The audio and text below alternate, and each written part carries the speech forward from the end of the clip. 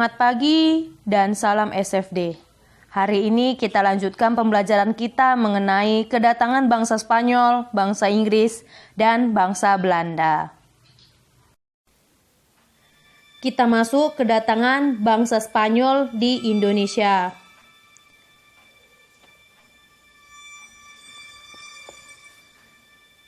Christopher Columbus bermaksud mencapai Hindia Timur dari arah barat. Columbus mengira ia telah sampai di Hindia dari arah barat. Ia menamakan penduduk asli kawasan itu sebagai Indian. Kekeliruan Columbus itu menghasilkan sebutan Hindia Barat untuk Amerika. Tokoh kedua dan ketiga adalah Ferdinand Magellan dan Sebastian Elcano. Dari Spanyol, arah barat menyusuri pantai timur Amerika sampai di ujung selatan benua Amerika, kemudian mengarungi Samudra Pasifik yang sangat luas dan tenang. Sampai di Masava atau Filipina, di sana Ferdinand Magellan tewas oleh orang Mactan karena pada saat itu ada perang suku. Kemudian sisa pasukan di bawah pimpinan Juan Sebastian Elcano melanjutkan perjalanan ke Maluku dan pulang ke Spanyol lewat Tanjung Harapan. Karena bertemunya Portugis dan Spanyol di Maluku, muncul perjanjian Saragossa pada tahun 1526 yang isinya pembagian wilayah operasional. Portugis di Maluku sedangkan Spanyol di Filipina.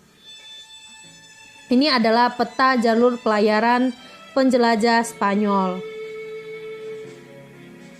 Kita masuk ekspedisi bangsa Inggris. Setelah Portugis berhasil menemukan Kepulauan Maluku, perdagangan rempah-rempah semakin meluas. Dalam waktu singkat, Lisbon berkembang menjadi pusat perdagangan rempah-rempah di Eropa Barat.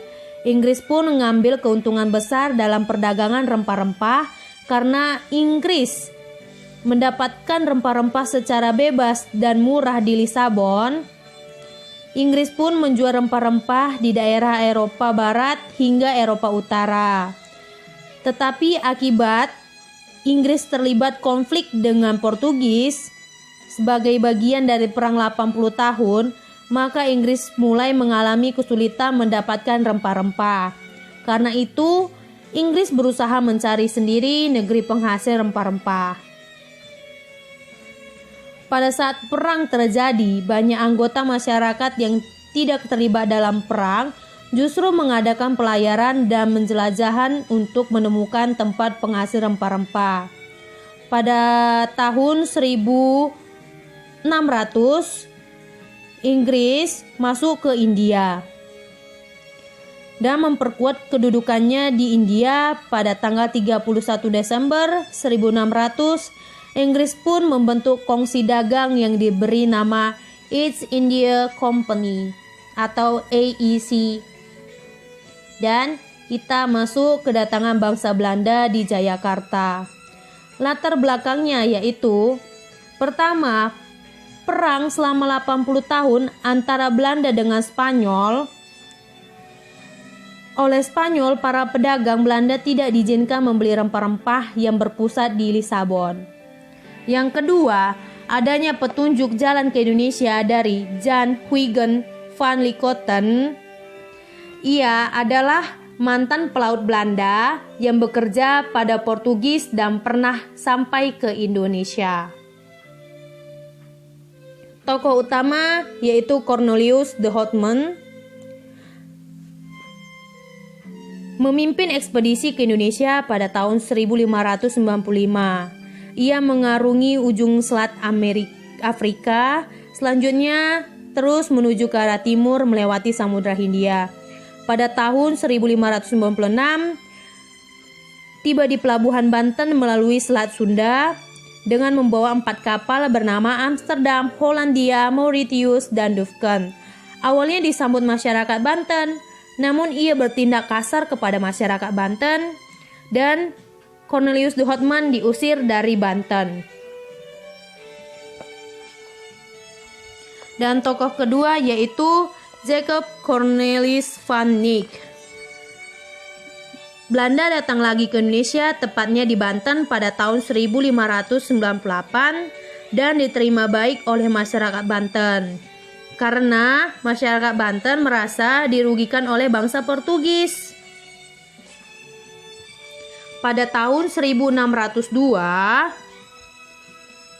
berdirilah VOC. Jenderal pertamanya yakni Peter Booth. Namun kemudian pusat dagang dipindahkan ke Jayakarta atau Jakarta. Karena VOC memandang bahwa Jawa lebih strategis sebagai lalu lintas perdagangan. Selain itu, Belanda ingin menyingkirkan saingan mereka yaitu Portugis di Malaka.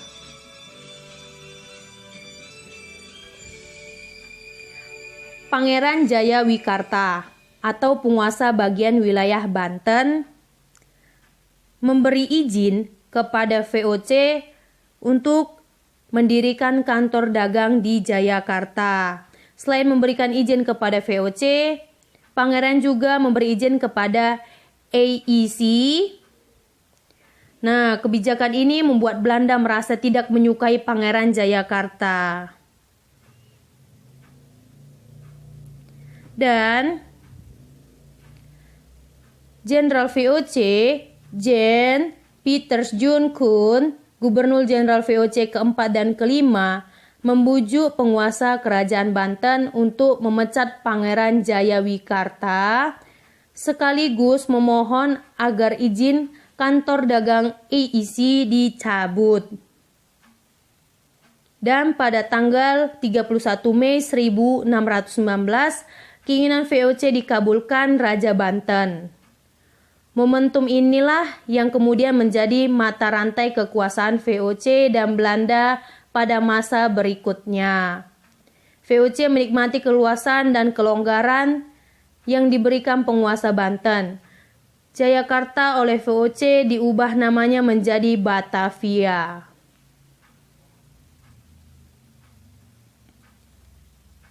Dan VOC mengalami puncak kejayaan dan mempunyai hak otoroi atau hak istimewa, yang dimana haknya itu monopoli perdagangan, mencetak dan mengedarkan uang, mengangkat dan memperhentikan pegawai, mengadakan perjanjian dengan raja-raja, memiliki tentara sendiri, mendirikan benteng, menyatakan perang dan damai, mengangkat dan memperhentikan penguasa-penguasa setempat.